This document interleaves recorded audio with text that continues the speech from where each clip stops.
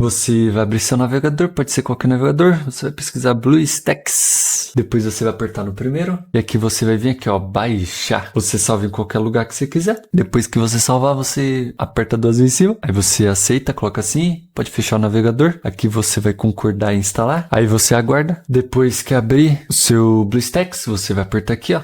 Você vai vir em Play Store, você vai fazer login. Aqui você entra com a sua conta da Google. Depois que entrar, você vai aqui, ó, pesquisa app jogos, coloca Minecraft, aguarda carregar. Lembrando, você tem que ter o jogo comprado. Aqui na Play Store é R$10. Aí você compra o jogo, depois que você comprar, você vai vir aqui, ó, instalar. Aí você aguarda carregar. Depois que instalar o jogo, você aperta jogar. Aí aqui vai aparecer essa mensagem, você coloca continuar. Vamos fazer esse procedimento 2 vezes, então vocês não estranhem. Coloca próximo, próximo e próximo e concluir. E aqui vai mostrar uma mensagem, ó, configurações especiais necessárias, você coloca continuar, instalar jogo. Outro navegador que você instalou o jogo, você pode fechar. Você vai aguardar esse aqui carregar novamente.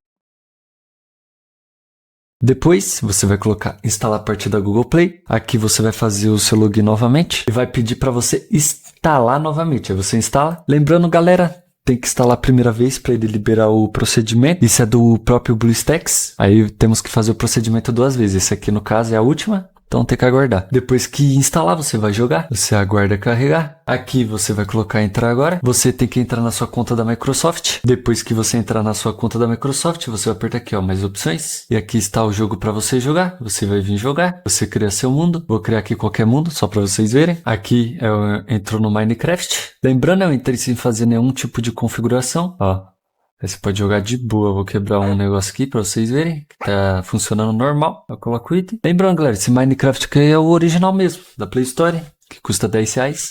Aí você pode jogar pelo computador. Antes de você pagar os 100, você pode jogar pelo emulador e pagar R$10. Fechou? Tamo junto. Deixa o like. Qualquer dúvida deixa aí no chat. E eu vou fazer um outro vídeo como otimizar o jogo. Pra deixar mais fluido e com mais FPS. Beleza? Valeu!